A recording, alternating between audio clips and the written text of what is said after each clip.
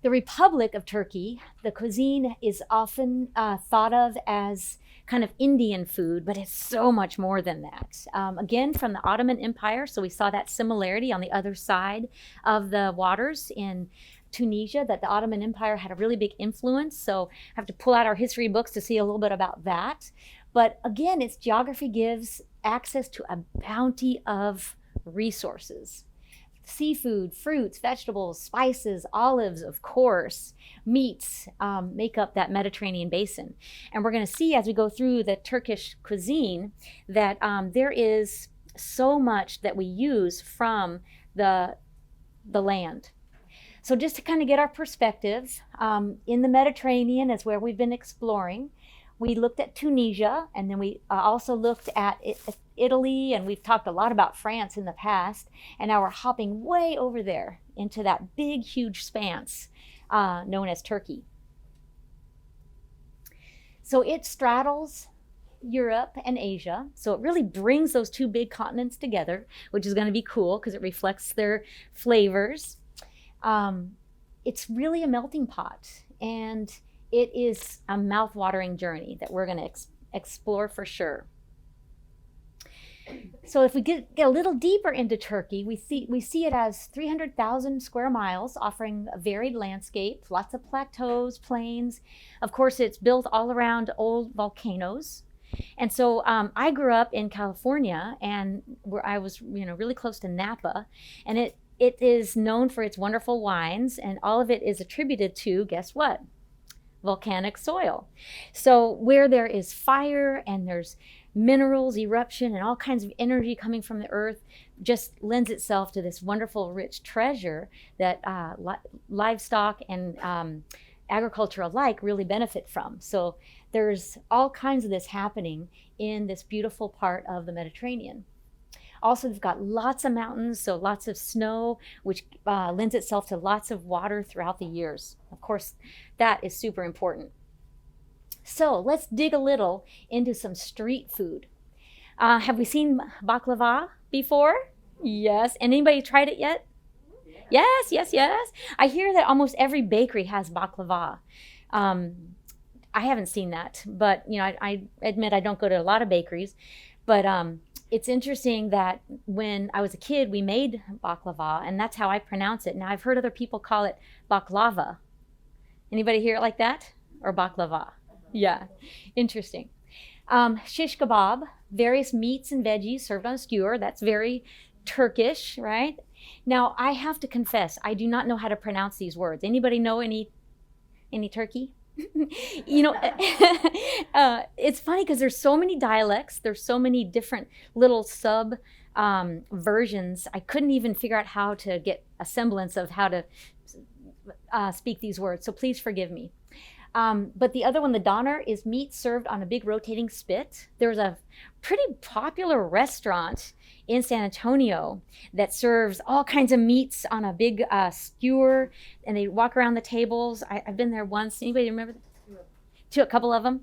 And so it's really an exotic experience. We of course, as Texans, know barbecue, and we'll have it maybe on a pit, but not quite as extravagant as that series. But it's at a time when there's plentiful of meats, and so this region is rich with different kinds of meats. Not only would it be served on a rotating skewer or spit, we also will see it on the kebab. So then they even cook the meat that way and then reinvent it into other dishes. So that's just the way they cook it, more so than putting it in the oven or in the pot and roasting it. They really use fire, and you'll see they use clay and they use sand. So all these really interesting cooking methods. And then we have the meze, which is appetizers. And this is if you ever go to a restaurant that serves Turkish foods, it's a great way to just experience lots of things. It's kind of like the little mini appetizer plates, and it gives you a great chance to try many things. And that's what we're going to experiment with next week. It's so neat because they bring in lots of grains. I mean, they are best friends with every part of the wheat. And so while, we are gluten-free, I think it's so neat that you can easily substitute other whole grains for that wheat and get a very similar experience. So the meze is appetizers, it's kind of salads and dips and all kinds of goodies. The kumpir is a crispy baked potato. What does that remind us of? French fries. Yes, French fries. I know. So all over the world, the humble potato gets, in this exciting different array of presentations, but nothing more yummy, I suppose, than a crispy baked potato. But notice that it was not a fried potato. It's crispy in a baked oven, so I thought that was pretty good. And then we have the kumpir, I did that one, the pide, which is the Turkish pizza.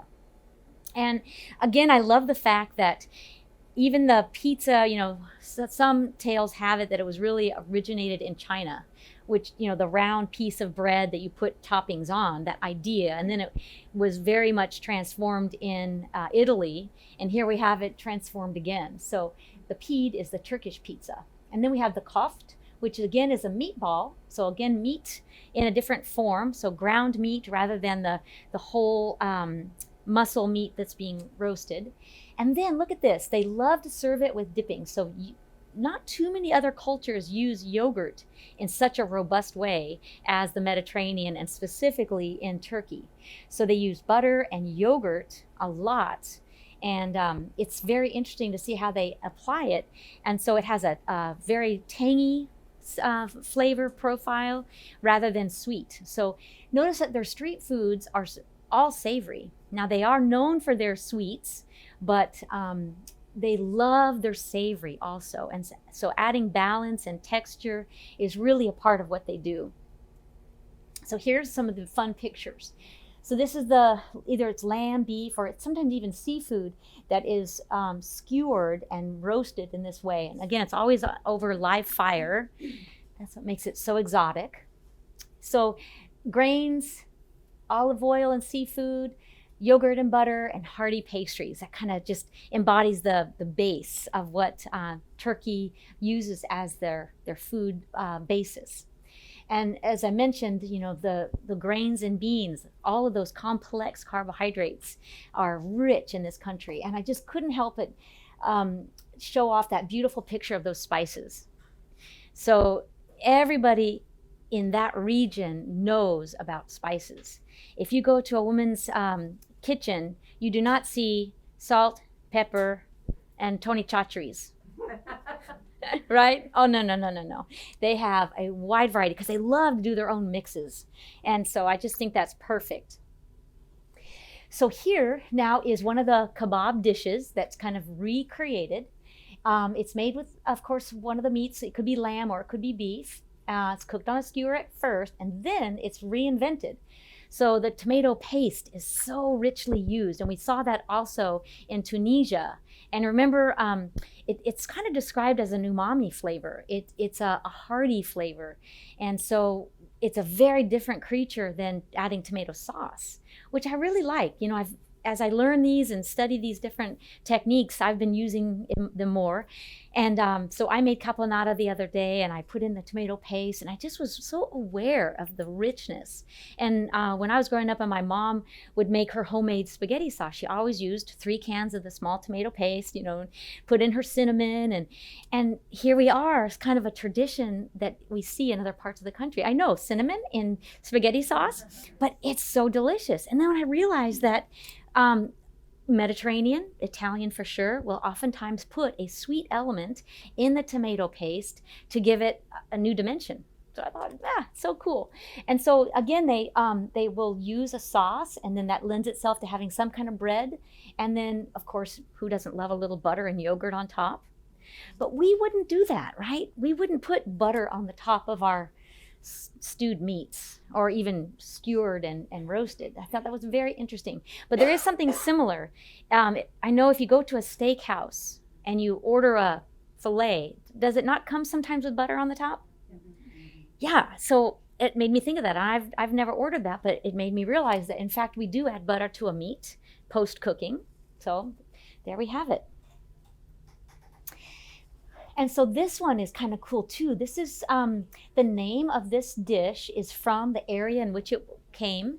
And so it's really a meat dish that is in links. And so what does it remind you of? Yeah, sausage links. It's not served at breakfast, interestingly. It's usually in the meat section of the meal. And so the mezze, remember, it's kind of like the appetizers. And then you have other choices, but the meat category will certainly be in a round ball or in a tube. Very interesting, though. In our sausage, we don't usually add breadcrumbs, right? Anybody make homemade sausage? I know, like, if you make venison, it's kind of dry, so you adjust the texture of that by adding pork, wetter meat. But would you ever add breadcrumbs? Kind of, but it makes me think. Now, we would add breadcrumbs when we're building a meatloaf or meatballs, right? So it absorbs the moisture, it makes it really tender, and so that's the idea around this. Now, at Powerhouse Bakery, we make our own sausage patties, and we use turkey and we use lean pork. I never thought of adding in a grain, but surely it would make it more moist. It would make it richer, especially when you have a leaner meat and you want to absorb all those flavors. The bread crumbs and, of course, the onions would be great for that. And so look at this. Now they make this wonderful flatbread by stretching out the dough ball. So they let it rise. So just like it with an Italian pizza, it does have yeast. They have to activate the gluten by really working the dough. And they let it sit, and then they stretch it. What happens is the gluten aligns, and so it has this wonderful texture. The Italian pizza, they throw it, and they want to have it circular. Well, this one, they just do differently, and so it really gives it a different texture, and it holds the contents really well because those gluten strands align and gives it extra texture. But all kinds of fillings could be in there. They make these handheld, so small enough to eat as a street food, and then they also make them large to be cut and shared like at a buffet. Here's an interesting one. So it kind of looks like it could be meat, but of course it's red lentils and bulgur, so the texture is very much like meat. Here at Powerhouse, we make a no meat loaf, and we use beans and lentils, and the goal is to see how close could we get the texture so that it has a good tooth to it, we call it, so the feel of it. And so they've just really done a great job with using bulgur in place of the meat texture. Red lentils are quite delicate. They cook very quickly. So if you haven't experimented with them, do, because as you start learning about lentils, the toughest or the hardiest ones, I should say, would be the Puy lentil, and that's a French green lentil. You never see those in Turkey. You only see them in French, because their expectation of lentils is they should have texture and they should be loose, like almost like a little mini bean. And then the green, more traditional lentil would be green or brown, and that one's kind of right in the middle. So you can cook it down, it becomes a good soup base. It has a little bit of a bean texture, but it melts in your mouth quickly. The yellow and red lentils are creamy quickly, so it makes dal, which is the Indian dish. But it works really well because it's got enough stickiness that when you pair it with the bulgur and then all these spices, you get this wonderful tooth, which is the texture of this little appetizer. So pretty cool. Okay, hopefully you've all had one of these before. Maybe a dolma.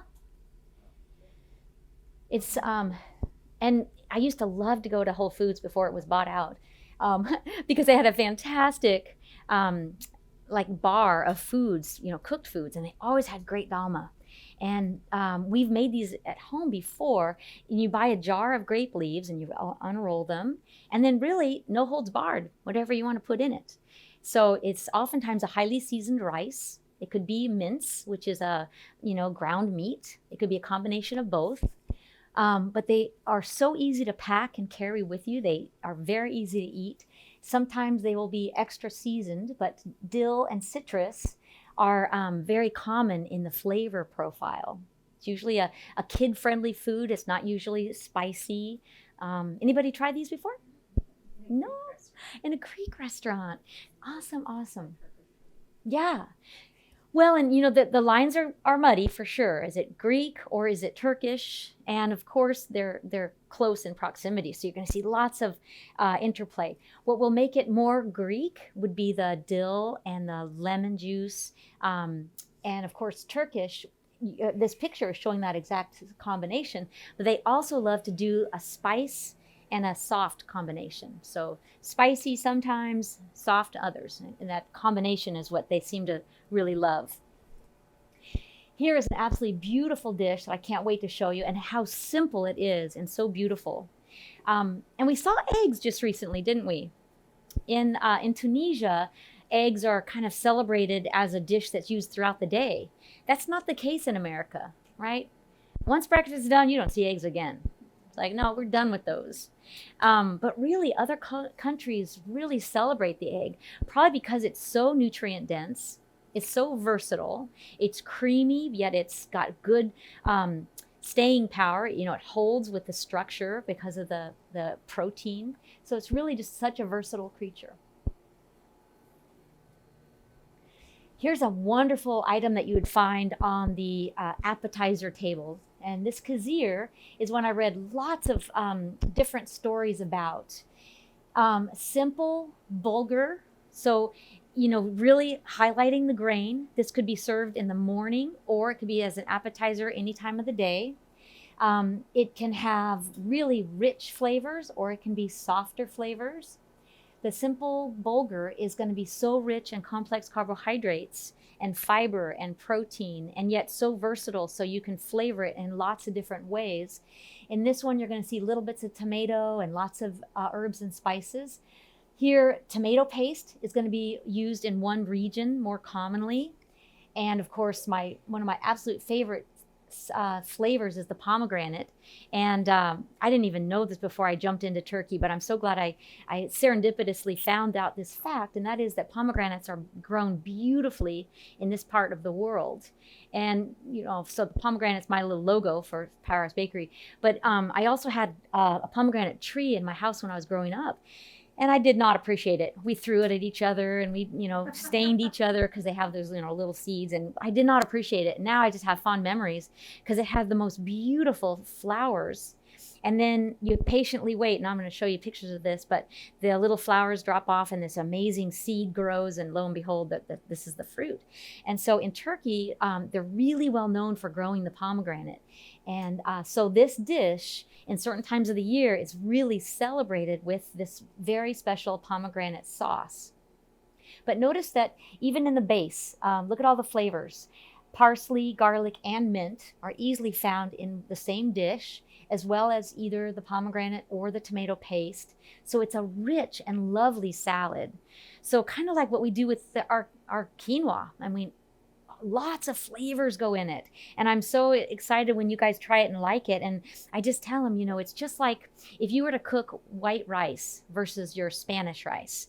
White rice is pretty boring. It's pretty bland. It doesn't have a lot of interest. But when you saute the grain, you add onions and garlic and all the spices that we would in a Spanish rice, it comes alive with flavor. So, you know, it's not fair to think that we could cook a brown rice or a quinoa and expect anything different. Without flavor added to the cooking process, it will be underwhelming. So same thing with this beautiful dish that they start with bulgur. If you cooked it plain, it would be very uninteresting. If you cooked it and it got mushy, our palate would not like that at all. Kind of like with the red lentils. If we cooked the red lentils and didn't have an expectation of that, the mushiness would be off-putting. And so understanding what we're doing, kind of, you know, our palate's ready for it's one thing, but also getting all those layers of flavors just make it undoubtedly a good experience. So here's a couple more pictures of that same dish. And so this was the one on the right. Looks like I started right. I'm sorry, I didn't finish it. Sour pomegranate juice goes in these two. And so you can't really tell by the picture, but it's going to have a lot richer color. Remember when we made the caponata and we added that really rich balsamic vinegar? Or when I made you the garbanzo beans and I made that little sample for you to try, and the balsamic vinegar, when it's rich and has lots of flavor, and we call it the brick, the level of sugar, it really changes the quality of it. And so same idea, when you add the pomegranate juice, it gives it a sweet element. People just love that. Okay, so here is another version of a pizza. So when it's folded like that, what does it look like? Yeah, it looks like a burrito. But they give different names all through the regions, but it's still considered a Turkish pizza. And so it kind of reminds me of a calzone, where oftentimes it's kind of a pizza, but then you fold it and it gets a new name, but it's kind of the same ingredients inside. The dough is almost always used being made with a wheat base. So semolina is just a really good quality type of wheat that has good gluten, and so it has a really good texture. They use very hot ovens, so brick oven that uses plenty of heat, and maybe even some logs, wood inside, so it really gets some of the aromas. In a minute here too, I'll show you another medium that they use to cook is clay. But usually the pizza is going to be on a really hot piece of wood or even a stone. They also put greens in their pizza, which I loved. Fresh greens are common.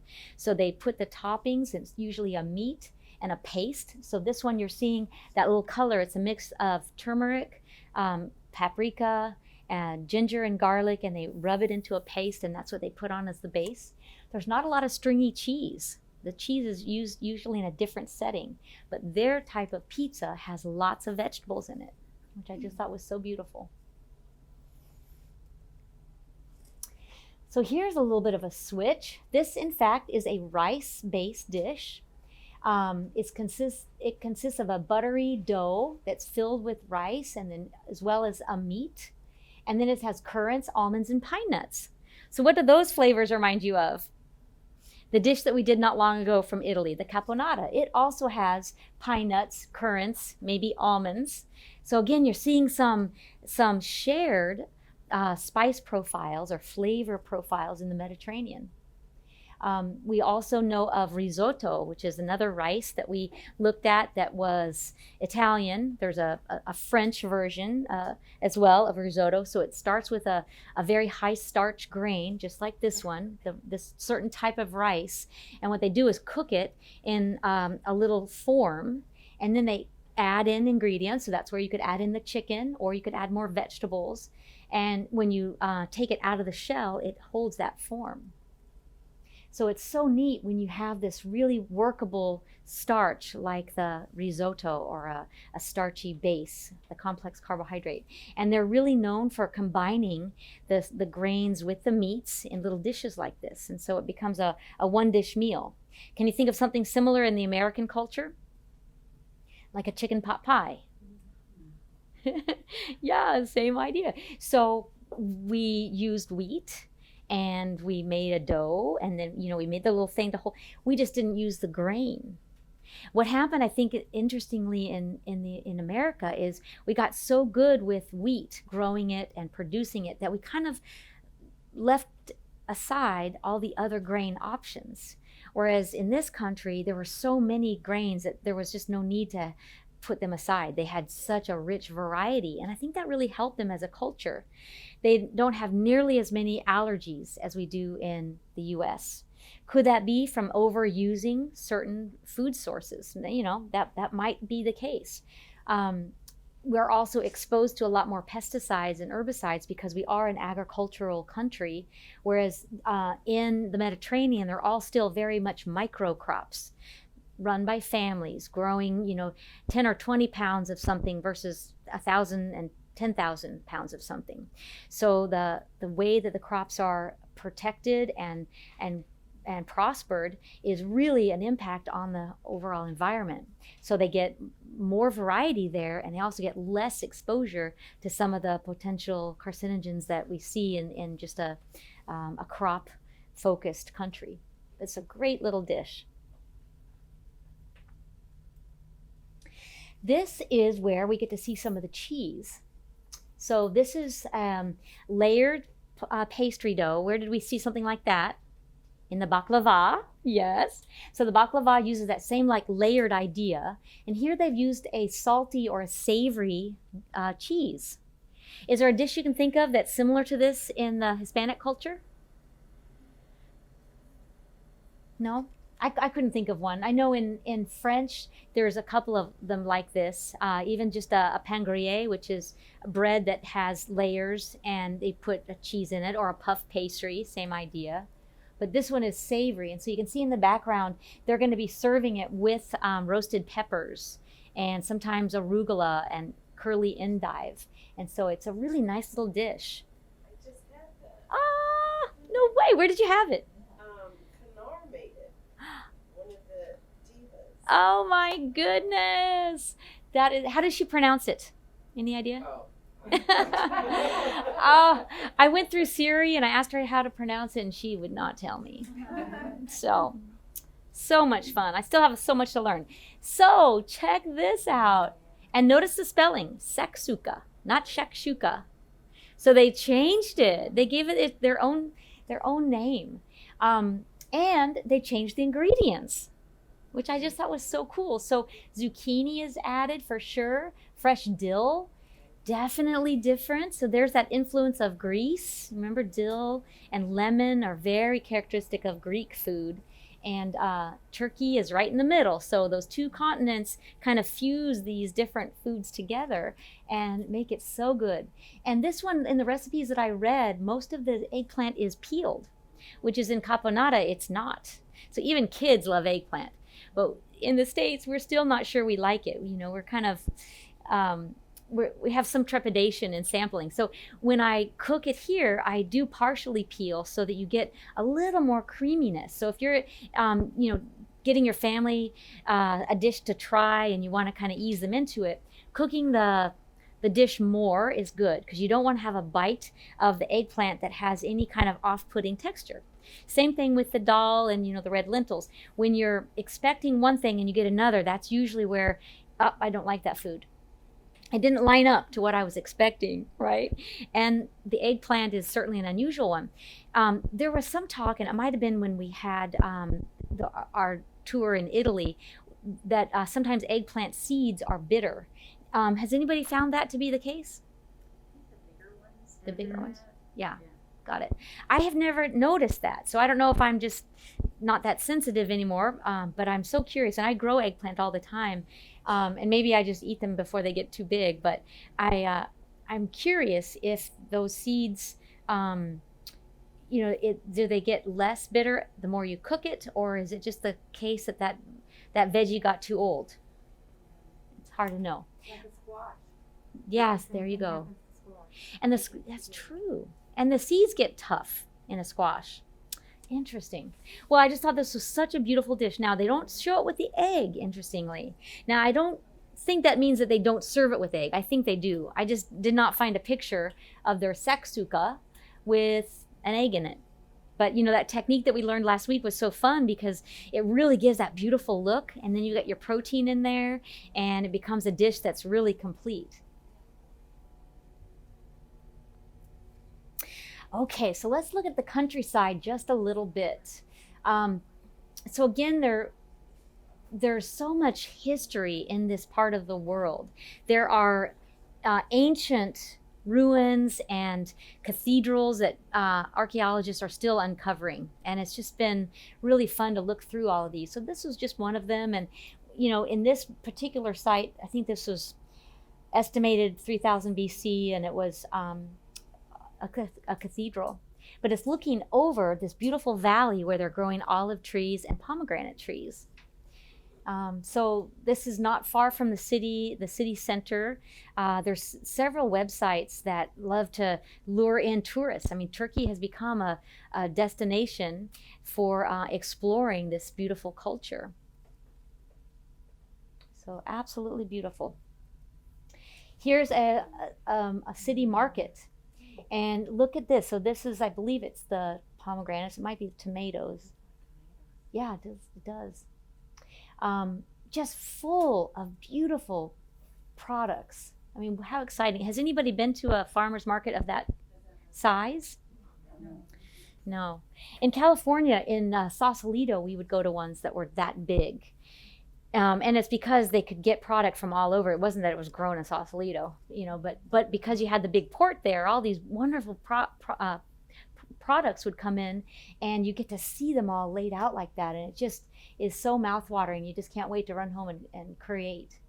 But there's just such a big emphasis on fresh, what's in season, and using these things in these base dishes. So the little rice dish that I showed you, if it were a season where tomatoes were fresh, instead of adding chicken in there, they'd probably add some fresh tomatoes and eggplant, and they'd make their Sseksuka in that little rice dish. So it's very versatile dishes. So this is the city where pomegranates are grown, and it's so neat to see some of these beautiful pictures. So that's the blossom of the pomegranate tree. Anybody ever see a pomegranate tree? Oh, yay! You do. Yeah, it's just starting to get leaves. I thought it was going to die last year after that freeze. Oh, I hope it survives. Yeah, so they grow for many, many years, and I think it takes 2 years at least for it to start to grow fruit. How long have you had your tree? Oh, a long time. Yeah. It's probably 15 years. Yeah, golly. And the place where I grew up, it was already a really old farmhouse, and this tree, our gardener thought it was 22 years old or 25, and it wasn't very tall, but it was so prolific. So just beautiful. So as autumn approaches, the blooms reduce, and then they transform into this huge leathery skin fruit. Anybody eat pomegranate? How do you eat it? Just Open up, eat the seeds? Do you spit out the seeds, or do you swallow them? You do. Just add them fiber, or just chew it up. Yeah, as a kid, I would eat them. So here's the beautiful in bloom tree, and so you can see how the fruit starts to emerge, and so it's almost a trumpet shape, depending on the variety. Now there's a big company that has taken over like 99% of the production of pomegranates. It's called POM, right? And so it's so interesting that they have really worked to get the pomegranates to be exactly the same size and shape, and so it makes me worry that there's some plant husbandry going on there to make them all exact, because in the little tree where I grew up, there were different shapes and sizes. Some had more of an open trumpet, and some of them more closed, and that's nature. But when everything starts looking exactly the same, I start worrying, what did we do? What did we do? Of course, this is what they look like on the inside, and these do look very homogeneous. So the little skin peels off, and then you have all these layers of those beautiful little seeds, and the seed inside is edible, but it's most commonly pressed, and you get all the juice, and then you have a wonderful list of things you can do with the juice. You can make a vinegar, and so that would be increasing the brick or the sweetness by cooking it down. So if you have a balsamic vinegar, that's the same idea. It's cooked down so that the extra liquid evaporates and you're left with a richer base. They do that with pomegranate juice as well. And so yeah, just absolutely stunning. Quick question. Yeah. At 18, they have pomegranate juice. Yes. Did they do anything to it? Is it something you could still drink? Or? Absolutely. It's one of those superfoods as far as juices go. If you're going to have a juice, that's a great one. And I love to season with it. So the Parker bars, the dark chocolate almond, those all have pomegranate juice in it, because it adds a little bit of sweet, a little bit of bitter. So again, our palate likes it when there's lots of interest and intrigue, flavors that pop. Not overly, because then it would be kind of an aversion, especially in a sweet food. But like the cocoa chili coconut, that muffin has a little kick of pepper, and it has a little kick of the pomegranate. So it's kind of an interest to the palate, the unexpected. Yeah. So this is kind of cool. This is also a really famous spot, and this is all this mountain has really been developed over thousands and thousands of years. A volcano erupted, and the lava, was oozing out, and then it got cold and it stopped in that spot. So that's what caused those smooth surfaces, and then over time it eroded and made those little waves in it. But the peaks are from where the lava bubbled up. That's not cool. And then you can see where some carvings has happened over the millennia. And so it's become a popular place now. So look at all the hot air balloons that you can get in and fly around, and what a view that must be. So in this location is where some of these clay pots are created. So this little area where those beautiful mountains are created, they've now created these clay pots, and they are used for cooking. So they put their meats and vegetables in it. It's a one-time use. So these clay pots are made to be broken in order to get the food out. Anybody eat from one of these? So interesting, right? So they fill it with the meats, they put the foil over it, and they put it into some kind of cooking vessel. Usually it's hot sand with coals underneath it, and it slow cooks. So you can see the coals underneath there.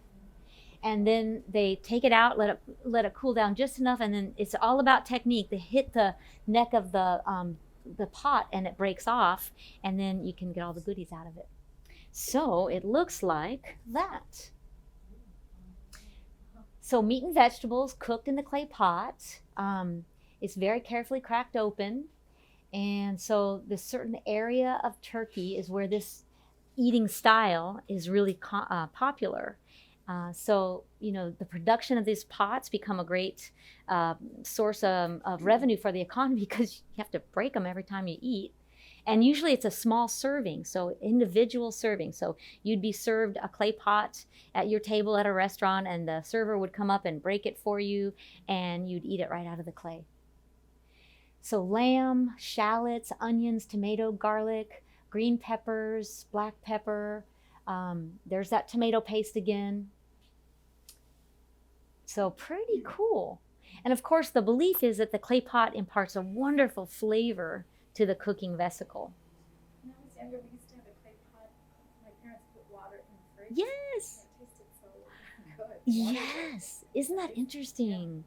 I believe it. And some of these clay pots are made in that area where that volcano made the little peaks. And so, they use some of that rich volcanic soil, and they make the clay pots, and then they're used to make this wonderful dish. And all the bread. So here is one example of the bread, the street foods that we see. It looks very much like a pretzel.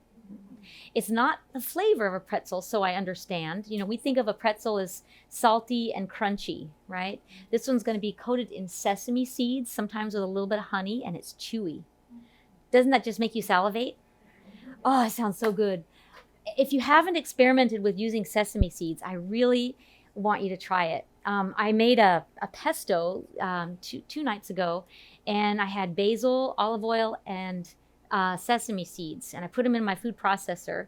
It was about equal ratio, so a lot of sesame seeds.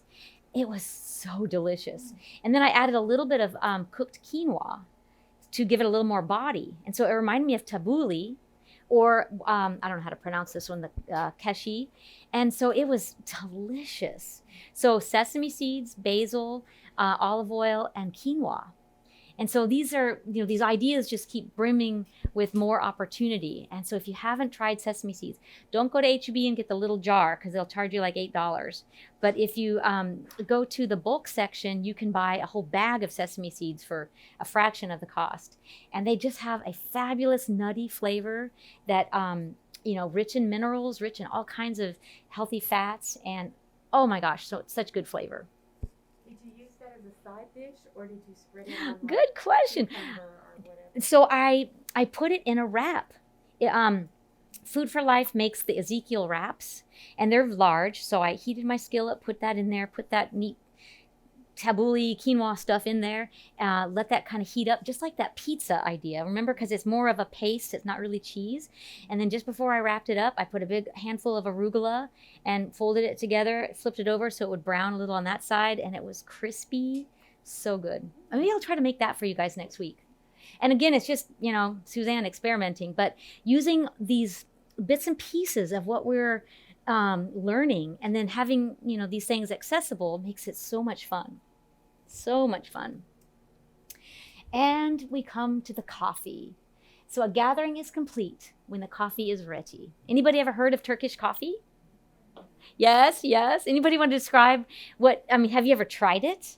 You want to describe it, Miss Liz? It's very thick and very robust. Yes. Very strong flavor. That's why they have the little tiny cups. Yes.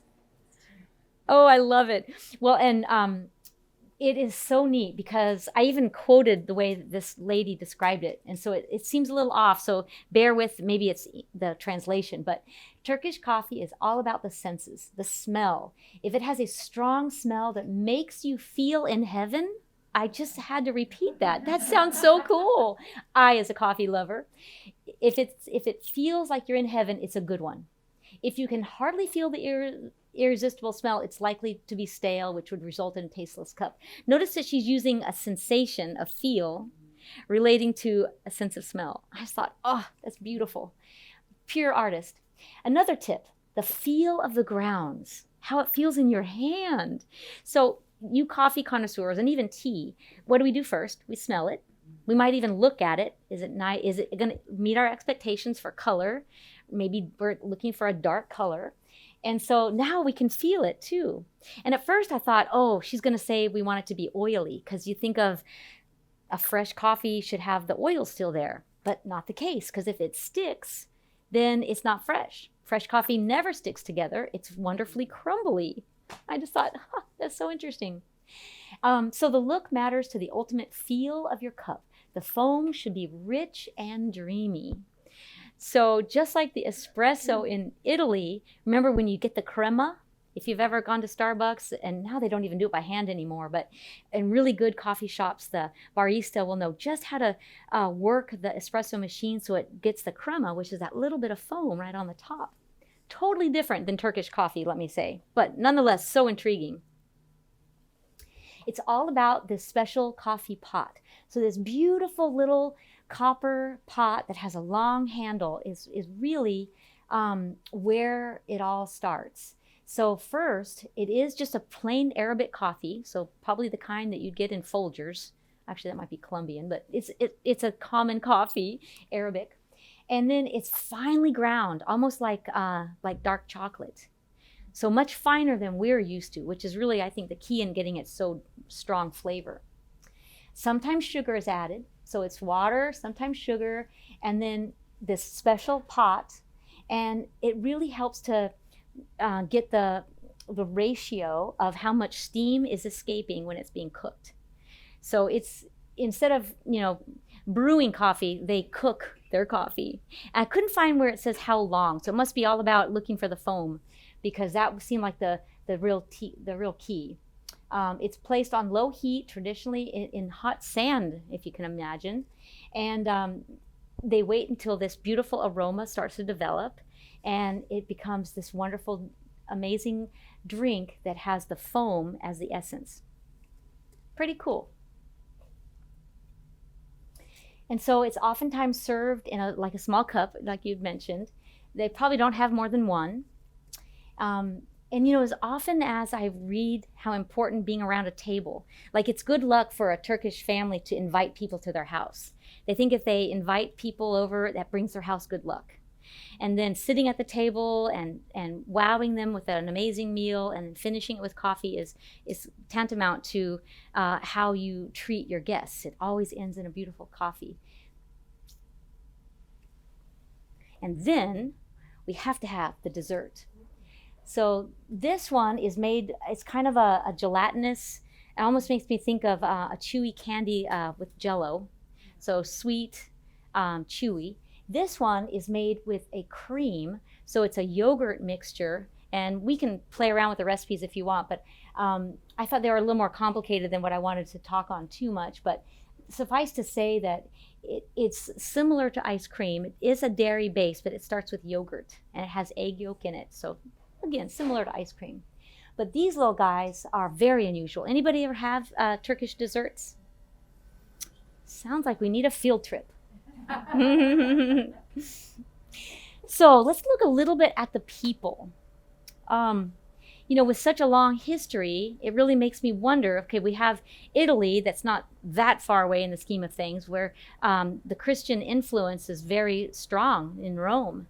But here, mostly Muslim. And so there was more of a Christian influence until, almost the 2000s. The Muslim influence became much stronger.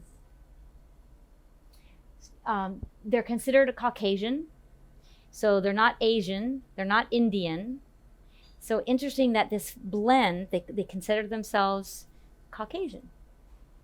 You see a lot of different colors, in the people groups, but for sure a deep Islamic history. For the most part, it's not a religious group. And I almost wonder if it's because there's so much eclectic influences all around. So there isn't a strong sense of religion one way or the other. Kind of cool. Okay, so this is some fun things too. So the traditions I mentioned. This is one that I thought was so unique. Wearing the evil eye, one of Turkey's most popular traditions is displaying this little glass eye. And the idea around it is that this blue eye is meant to ward off the negative energy from someone who feels envious of you. Isn't that so curious? And it's blue because according to superstition, the blue eyes, who has blue eyes out there in addition to me, the blue eyes have the most negative energy. Right? How interesting is that? So the glass eye is supposed to cancel that out, cancel out the negative energy. So it's pinned onto newborns to keep them safe from negative energy. Oh, they do? What do they attach? It's called the eye. They put it on the baby because if you look at the baby, something. Oh my goodness! So there you go. It's a similar. Yeah, it's Oh. Well, and they also hang it above doors and on businesses to protect against bad luck. So I did not know that was in Hispanic culture. So maybe it's also in Spain somewhere, and that's where it kind of moved into this continent too. So interesting. They have a lot of jewelry with this on an iron bracelet that you see it everywhere in shops and things like that. Oh, In Turkey. they have this, the little Yeah, blue eye. and it's incorporated into all sorts of things. So now we know. Even weaving. Interesting. So are blue-eyed people considered Right? That's exactly where I was going with that. Because they consider themselves Caucasian, which would have an equal blend of, blue eyes and brown. It would not be traditionally brown eye, because that would be more, of colors, more pigment. So yeah, I don't know. No doubt there's so much more to learn. And this is barely the tip of the iceberg, but it's so interesting. Another couple of the fun traditions were that they put names on the bottom of the bride's shoes for good luck.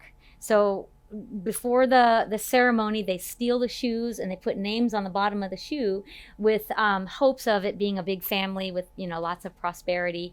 And they pick names from nature because that also gives good luck and prosperity when you name your baby a name from nature. Can we think of anything like that in our culture?